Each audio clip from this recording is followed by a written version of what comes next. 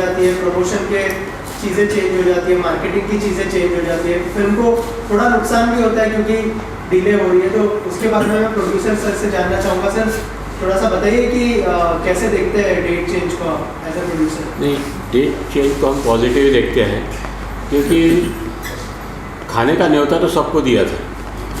जहाँ जहाँ हम घूमे हैं, लखनऊ, दिल्ली, इंदौर, पुणे, लेकिन परोसने के लिए थाली ही नहीं थी हमारे पास। इसीलिए थोड़ा डेट चेंज करना। और आपको पता है, अगर ऊंची छलांग लगाना हो तो एक स्टेप पीछे जाना बहुत बढ़िया है, वही हमने किया।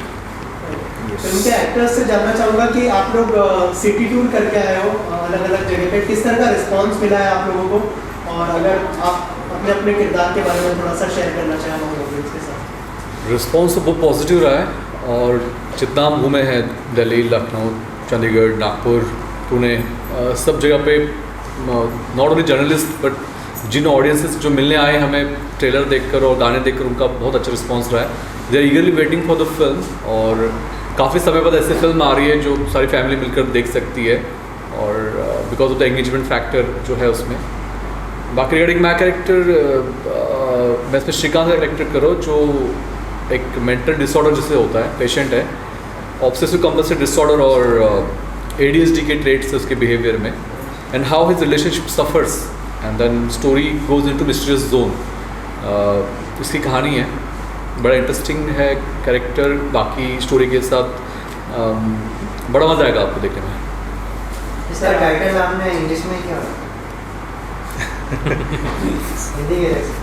हिंदी में रख सकते थे, सही बात है, लेकिन द रैबिट हाउस ये जो है एक्चुअल प्लेस है हिमाचल प्रदेश में, जिसका नाम द रैबिट हाउस है, और वो जैसा है वैसा हमने लिया है।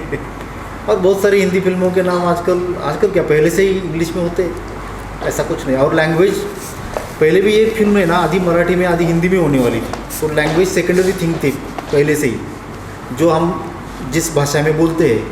कभी कभी इंग्लिश वर्ड्स भी आते हैं ना मुंह में, तो बस ये सोच कर आगे बढ़ रहे थे। सर अगर किरदार के बारे में बताएं, क्योंकि मेरा सवाल अधूरा रहेगा। हाँ, मैं इसमें द रैबिट हाउस जो ओनर है विक्की भाई, वो कैरेक्टर प्ले कर रहा हूँ। और मतलब वो हिमाचल का ही रहने वाला है, और भोला वाला कैरेक्टर है, बहुत प्यारा सा, और जो अपने परिवार के लिए जीता है, और एक आर्टिस्ट भी है, कार्विंग का काम करता है। और गेस्ट हाउस शुरू किया है, वहाँ पे लोग आते हैं, उसका मकसद है कि उन लोगों को खुश करे, वो पूरा खुश होके जाएं और पूरे हिमाचल की और उसकी वादियों की उनकी तारीफ़ करें, और ताकि और भी लोग आएँ। इसी बीच में जो छोटा सा एक हादसा जो वहाँ हो जाता है, और उस हादसे को किसी भी तरह से वो अवॉइड करने की कोशिश करता है, ताकि फैमिली को प्रोटेक्ट करे। क्योंकि हर कैरेक्टर में, हर इंसान में जो एक एनिमल क्वालिटी होती है, तो उसी तरह से विक्की भाई में भी एक एनिमल क्वालिटी बोल सकते हैं। तो जैसे उन्होंने नाम रखा है द रैबिट हाउस, तो ये उन्होंने खुद ही नाम रखा है, वो घर भी उस तरह से ही बनाया हुआ है। तो जैसे रैबिट का भी एक रहता है कि छोटे छोटे होल बना के अपनी फैमिली को प्रोटेक्ट करना, तो उस सिचुएशन में शायद वो वाली क्वालिटी तरह ही कोमल सा कैरेक्टर है, और प्यार से भरा हुआ है। मतलब ऐसा कह सकते हैं कि ये कैरेक्टर हर उस इंसान को रिप्रेजेंट करता है जो खुद की लड़ाई लड़ रहा है किसी दबाव से बाहर आने के लिए, खुद की ताकत को पहचानने के लिए। तो ऐसा अगर इंसान रैबिट हाउस में आ जाए और उसके साथ ये जो कैरेक्टर्स हैं उनके साथ उनका रिलेशनशिप कैसा होगा, ये इस फिल्म में दिखाया गया है। और आज तक ट्रेलर और 3 गाने रिलीज़ हुए हैं। ऑडियंसेस के साथ मतलब पर्सनल इंटरेक्शंस करने का भी चांस मिला जब हम सिटी टूर कर रहे थे, और उनकी आंखों में जो अफेक्शन दिख रहा था कैरेक्टर के प्रति, या फिर वो म्यूज़िक, या फिर वो स्टोरी की क्यूरोसिटी जो उनकी आंखों में नज़र आ रही थी, वो मेरे लिए हाईलाइट था। बहुत मज़ा आया। वो सर आपसे जानना चाहूँगा, 21 इंटरनेशनल अवार्ड्स मिले हैं इसको, तो एज अ डायरेक्टर क्या कॉन्फिडेंस मिलता है थोड़ा कि थिएट्रिकल अगर आएगी तो लोग पसंद करेंगे फिल्म को? ज़रूर, क्योंकि अवार्ड्स ये तो एक बात है कि चलो अवार्ड्स के लिए जूरीज होते हैं, क्रिटिक्स होते हैं, वो देखते हैं, सराहना करते हैं, फिर अवार्ड मिलता है। दूसरी साइड ये है कि फेस्टिवल्स में जहाँ जहाँ फिल्म गई तो सामने जो ऑडियंस था वो तो कॉमन ऑडियंस था, तो उनका रिस्पॉन्स ही इतना बढ़िया था कि वहीं पर कॉन्फिडेंस बढ़ गया था, खाली अवार्ड से नहीं, ऑडियंस के रिस्पॉन्स से। सर एज ए डायरेक्टर कैसा एक्सपीरियंस रहा पूरी फिल्म करने का, और अगर बताएं कि क्या क्या चैलेंजेस आपको फेस करने पड़े as a director? Yes, as a director experience तो मतलब अगर हम कुछ एक्सप्रेस करना चाहते हैं और एक्सप्रेस करने का मौका मिलता है तो हम खाली हो जाते हैं ना, तो उस तरीके का ये एक्सपीरियंस था, ये पूरी जर्नी थी। चैलेंजेस तो थे ऑफकोर्स, क्योंकि हम जहाँ पर शूट कर रहे थे ये बहुत ही अनटच लोकेशन है, जहाँ पर ज़्यादा लोग आते जाते नहीं, रोड्स नहीं है अच्छे, क्योंकि वहाँ पर ज़्यादा व्हीकल्स ही नहीं है तो रोड अच्छे क्यों बनेंगे। तो और हमने जो लोकेशन वहाँ पर ढूंढे थे वहाँ पर ट्रैक करके जाना पड़ता था, तो फिर कभी कभी लैंडस्लाइडिंग होता था, जो क्लाइमेट हमने एक्सपेक्ट किया था वो तो वहाँ पर नहीं था। अप्रैल मई में बर्फ़ गिर रहा था, बारिश आ रही थी, सब कुछ प्रतिकूल दिख रहा था, लेकिन ये सब चैलेंजेस देखते हुए हमने ओवरकम करके अच्छे से काम किया और हुआ। सर एज ए डायरेक्टर थोड़ा सा ये भी जानना चाहूँगा कि जैसे आपने कहा कि स्क्रीन्स नहीं मिल रही थी, बड़ी बड़ी फिल्में आ रही है, पुष्पा 2 की बात करें, अभी बेबी जॉन भी रिलीज होने वाली है, तो मतलब जो नई फिल्में हैं या फिर नए कलाकार हैं उनको थोड़ा सा डिफिकल्टीज होती है सस्टेन करने के लिए? होती है, लेकिन मैं इसको किसी को ब्लेम नहीं करना चाहता, ये नेचुरल थिंग है। क्योंकि ठीक है, कोई अगर फिल्म चल रही है, तीसरे हफ्ते में भी चल रहे हैं, तो उसे चलने देना भी चाहिए, थोड़ी स्पेस देनी चाहिए, और अगर हम एडजस्ट कर सकते हैं, थोड़ा बहुत कॉम्प्रोमाइज़ कर सकते हैं तो वो करना चाहिए। और उसका एडवांटेज भी है, चलो 10-12 दिन हमें एक्स्ट्रा मिले, 15 दिन, उसमें हम और ज़्यादा लोगों तक पहुंच सकते हैं ना, ये भी पॉजिटिव थिंग है। सर लेकिन बड़ी छोटी फिल्में ही नहीं, अभी जैसे पुष्पा 2 और बेबी जॉन का जो स्क्रीन्स था उसके रिलेटेड भी कुछ इश्यूज चल रहे थे कि बेबी जॉन को कहा गया कि पुष्पा 2 को जितने स्क्रीन्स हैं उतने बेबी जॉन को भी स्क्रीन्स मिले, नहीं तो मैं हम लोग पुष्पा 2 निकाल देंगे। Anil Khadani AA film was distributing the film. तो ऐसा नहीं कि छोटी और बड़ी फिल्मों को ये होता है, बड़ी फिल्मों के बीच में भी टक्कर होगी कि हमें ज़्यादा स्क्रीन्स चाहिए। आप लोगों को as a producer also director कुछ ऊपर से कोई किसी प्रोडक्शन का या किसी मार्केटिंग का कुछ मैसेज या कुछ आया था कि जिसको पोस्टपोनेड ऐसे कुछ चीज़ें हुई थी क्या? I mean media is there, you can share whatever. Yes जरूर, इसका डिस्कशन चल रहा था, मैसेज आ रहे थे कि चलो आप थोड़ा आगे अगर जाएंगे तो अच्छा रहेगा, दबाव नहीं था, लेकिन यस डिस्कशन चल रहा था और हमने भी माना ठीक है, अभी करेंगे, कम स्क्रीन्स मिलेंगे तो थोड़ा ज़्यादा लोगों तक नहीं पहुंच पाएंगे, और उनकी फिल्म चल रही है, ऐसा नहीं कि चल नहीं रहे फिर भी उनको थिएटर चाहिए, ऐसा भी नहीं है। तो ठीक है करके हमने डिसीजन लिया, मतलब प्रोड्यूसर ने खास करके ये बहुत बड़ा डिसीजन लिया कि चलो हम आगे की डेट ले लेते हैं। सर आप कुछ ऐड करना चाहेंगे सर? नहीं, जैसा कि पहले भी बात की है कि जहाँ हमने सिटी टूर तक पहुँचे, लोगों का रिस्पांस बहुत बढ़िया था, और वो रिस्पांस देख के छोटे जो कम स्क्रीन मिलने वाले हैं उसमें एडजस्ट करना वो सही नहीं था, इसलिए हमने थोड़ा आगे जाने की सोचा, आगे की डेट सोची। और उससे क्या हुआ कि हमको जैसा कि अभी बताया है कि हमको और थोड़ा टाइम मिला, और थोड़ा प्रमोशन के लिए टाइम मिला, ताकि ज़्यादा लोगों के पास हम पहुँच सकें। Congratulations sir for winning 21 international awards. The question is, the theme is OCD. So this is the mental concept. So have you consulted any doctor? So it will be proper, like people can relate to it. Yes मैं काफ़ी psychiatrist से मिला हूँ, because ये subject ऐसा था, ये character ऐसा था कि आप ऐसी लाइटली प्रेजेंट नहीं कर सकते। हमने ऑब्वियस वे से शो नहीं किया कि he is the patient of this, but then क्योंकि समाज में बहुत से लोग ऐसे होते हैं जिन्हें पता ही नहीं उन्हें मेंटल डिसऑर्डर है। We just focused on how relationship gets affected. But हाँ, प्रिपरेशन में जब हमारे वर्कशॉप्स हो रहे थे तो I met lot of psychiatrist, मैंने काफ़ी पेशेंट्स का बिहेवियर ऑब्जर्व किया था, मैनरिज्म स्टडी किया, उसको हमारे सीन्स के साथ जोड़ा गया, how to present it efficiently. तो आई थिंक काफ़ी हद तक हम सक्सेसफुल रहे, क्योंकि कुछ डॉक्टर्स को भी हमने फिल्म दिखाई थी, they were very happy to see the patient, the way my character got develop, they were very happy that बड़ा एप्ट है, बड़ा मतलब परफेक्शन के करीब है, जिस तरह से पेशेंट्स होते हैं ऐसे। Did you read any book for that, preparing for the role? I have been studying obsessive compulsive disorder and ADHD since long. After signing the film, I have been studying it, तो और mainly guidance psychiatrist का रहा है। Sir ये the rapid house जो है ये है क्या चीज़, इसके बारे में थोड़ा सा रिवील करिए।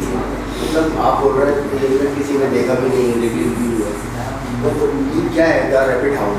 नहीं, किसी ने देखी नहीं ऐसा नहीं है। रैबिट हाउस नाम का होम स्टे है हिमाचल प्रदेश में, जहाँ लोग जाते हैं, रहते हैं।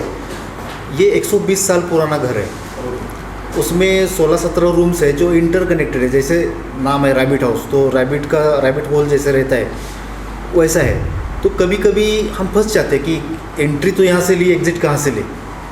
एग्ज़िट का दरवाज़ा कभी कभी नहीं मिल पाता, तो ये मन की सिचुएशन भी हो जाती है। कभी कभी किसी सिचुएशन में हम अटक जाते हैं, तो यहाँ से कैसे बाहर निकले, तो मन की सिचुएशन रैबिट हाउस जैसी हो जाती है, सिम्बॉलिकली अगर देखा जाए तो। इसके म्यूजिक के बारे में बात करना चाहूँगा, कैसा साउंड है? यस, इसका म्यूज़िक पद्मनाभ ने किया है, और पद्मनाभ ने एक अच्छा लीड कैरेक्टर भी प्ले किया है इसमें, मोहित का। म्यूज़िक आप अगर सुनेंगे तो बहुत ही अलग तरीके का बना है, क्योंकि उसमें हिमाचली फोक आया है। 2 हिमाचली फोक सॉन्ग है, कुलवी नाटी है, और बाकी जो हिंदी गाने हैं उसमें भी थोड़ा हिमाचली फ्लेवर आया है। तो बहुत दिनों के बाद आपको एक अलग टाइप का म्यूज़िक सुनने को मिल सकता है, जिसमें एक गाना तो पापन ने गाया, बहुत ही बढ़िया गाया। पापन तो बहुत बड़े सिंगर है, तो उन्होंने गाया भी उसी लेवल से। और बैकग्राउंड म्यूज़िक जो है बहुत इम्पैक्ट करता है। फेस्टिवल्स में क्रिटिक्स ने उसकी सराहना की है कि बैकग्राउंड म्यूज़िक बहुत ही इम्पैक्ट ला रहा है, ऐसा करके। तो यस, जैसा आपने बताया कि अलग अलग लोकेशन में शूट हुआ है, तो जो स्क्रिप्ट लिखी गई थी तो पहले उसने सोच के लिखी थी या बाद में डिसाइड किया? हाँ, इसकी स्टोरी इंटरेस्टिंग है कि हमारे डीओपी ने पहले लोकेशन देखा था, मैंने नहीं देखा था। तो उसने आकर बताया कि एक ऐसा यूनिक लोकेशन है, अलग है, वहाँ पर ज़्यादा कोई जाता नहीं, तो अगर हम कुछ वहाँ कर सकते हैं तो उसने जो रैबिट हाउस का वर्णन किया, तो उसमें स्टोरी आकार लेते गई। तो मैंने लिखी, पूरा स्क्रीन प्ले लिखा। फिर सर बोले कि चलो हम एक बार जाके आते हैं, अभी रेकी करके आते हैं, जैसे लिखा है वैसा सचमुच में है, फिजिबल है नहीं है, वो तो देखना चाहिए। तो फिर हम गए, तो ऑलमोस्ट 95% परफेक्ट था, 5% प्लस माइनस करना पड़ा। रैबिट हाउस में भी थोड़े चेंजेस हमने किए आर्ट डायरेक्शन में, तो एक 5% चेंजेस करने पड़े, बाकी तो एकदम 95% ओके स्टोरी। तो ये रैबिट हाउस के साथ आपने ये OCT की तो मर्ज किया है, बहुत बढ़िया कंसेप्ट आप लेकर आए हो। Yes. तो ये जो OCT आपके माइंड में आया कि इसको हम लोग प्रेजेंट करना चाहते हैं, इसके पीछे कोई कहानी है, कोई ऐसा रीज़न है क्या?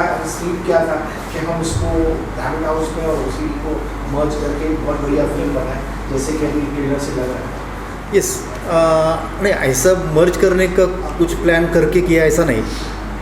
एक तो रैबिट हाउस पहले था, तो रैबिट हाउस में किस टाइप के लोग आएंगे तो आगे कहानी बन सकती है, अच्छा ड्रामा बन सकता है, ये पहला थॉट था। तो फिर कैरेक्टर्स आए, फिर OCD वगैरह उसको नाम बाद में आए। पहले कैरेक्टराइजेशन हुआ कि एक लोग होते हैं कि चलो उनको हर चीज़ परफेक्ट चाहिए होती है, तो उनका बैलेंस एक साइड में गया होता है, जिसको हम मानसिक बीमारी कहते हैं। तो उससे अगर फिर अमित ने ज़्यादा रिसर्च किया कि चलो ये OCD किस टाइप का है, क्या है इसमें, कौन से ट्रेड से, तो अमित ने इस पर बहुत सारा स्टडी किया। इस तरीके से कैरेक्टर्स आते गए। और तो ये OCD जो है उसको मेरा इंटरेक्शन ज़्यादातर लेडीज़ से हुआ है, क्योंकि वो मुझे आकर मतलब बहुत सिंपैथी से देखती थी कि कैसे आपने ये सब सहन किया, कैसे आप ऐसी कैसे रह पाई उस इंसान के साथ रैबिट हाउस में। तो ये प्यारा था बहुत, और वो कनेक्ट कर पाई खुद को उस कैरेक्टर से, वो बड़ी बात थी। बहुत अच्छी फिल्म बनाई है आपने, मतलब ट्रेलर से जैसे लग रहा है। ऑल द बेस्ट, आपको बहुत बहुत मुबारक हो। Thank you so much. सबकी तरफ से आपके लिए कि Thank you. फिल्म सक्सेस हो। थैंक यू सो आप स्टार्ट करिए। फाइनली जैसे आपको पता था डेट कि हमारी ये पोस्टपोन हुई है, पहले कोई और डेट थी, तो हम लोग उस नई डेट को लेके ज़्यादा एक्साइटेड हैं। और ये हमारे कंधों में एक भार आ गया है कि 2025 जो है अच्छी फिल्मों से शुरुआत होगी। और ये हम आपको विश्वास दिलाते हैं कि सही मायने में नए वर्ष की ये एक अच्छी शुरुआत होगी, एक अच्छी फिल्म लेकर आ रहे हैं हम लोग, और आप लोग ज़रूर देखें और इसका आप भागीदार हों। ये 3 जनवरी को रिलीज़ होगी सभी थिएटर्स में। जैसे कि आप जानते हो 3 जैन को हमारी फिल्म रिलीज हो रही है द रैबिट हाउस, जिसका टैगलाइन है हम राज नहीं हमराज है। तो मैं ऑडियंस से ये अपील करता हूँ कि आइए थिएटर में और आप भी हमराज बनिए और एंजॉय कीजिए फिल्म को। यस, बहुत बार ऐसा होता है कि कमर्शियल फिल्म जो ऑडियंस देखने के लिए जाती है, तो कमर्शियल फिल्म बनाते हुए सोचा जाता है कि लोगों को क्या चाहिए, इस फिल्म से ये अच्छा लगा था, उस फिल्म में ये अच्छा लगा था, फिर एक नई कमर्शियल फिल्म बनती है। तो इस टाइप की फिल्म नहीं है, ये कमर्शियल है लेकिन ओरिजिनल है, ओरिजिनल कुछ देने की कोशिश की है और विजुअली बहुत अच्छी है। साउंड वाइज भी बहुत साउंड डिज़ाइनिंग का काम इसमें संकेत डोटकर डिज़ाइनर है, तो उसने बहुत बढ़िया काम किया है। तो ज़रूर ये फिल्म थिएटर में जाके देखनी चाहिए। तो हम हिमाचल प्रदेश का, वहाँ के कल्चर का, रैबिट हाउस का एक्सपीरियंस ले सकते हैं। तो 3 जनवरी को ज़रूर थिएटर में जाके ये फिल्म देखिए, द रैबिट हाउस। मैडम आप 3 जनवरी 2025 को द रैबिट हाउस हमारी हिंदी फीचर फिल्म रिलीज़ हो रही है। इस फिल्म में जो एक कॉन्सेप्ट है जिस पर आजकल कम कंटेंट बनता है, जो हर एक इंसान के बारे में बात करे जो अपनी स्ट्रेंथ को पहचानना चाह रहा है, और इस कॉन्सेप्ट को एक एंटरटेनमेंट वे में प्रेजेंट करना, जिसमें मल्टी जॉनर्स आपको एक्सपीरियंस करने मिलेंगे। Thrill, comedy, romance, drama, dance, music, सब कुछ आपको थिएटर्स में एक्सपीरियंस करने मिलेगा ऑडियो विजुअल ट्रीट के साथ। दोनों भी प्रोड्यूसर है, कंटेंट वाइज फिल्म बहुत बढ़िया बनी है। हमारे सभी कलाकारों ने बहुत अच्छा काम किया है। नए साल में लोगों को मनोरंजन और सस्पेंस, थ्रिलर और सब मसाला मिलेगा लोगों को। 3 तारीख को थिएटर में जाके देखिए, मैं आह्वान करता हूँ। और हमारी फिल्म की टैगलाइन क्या है मालूम है? हम राज नहीं हमराज है।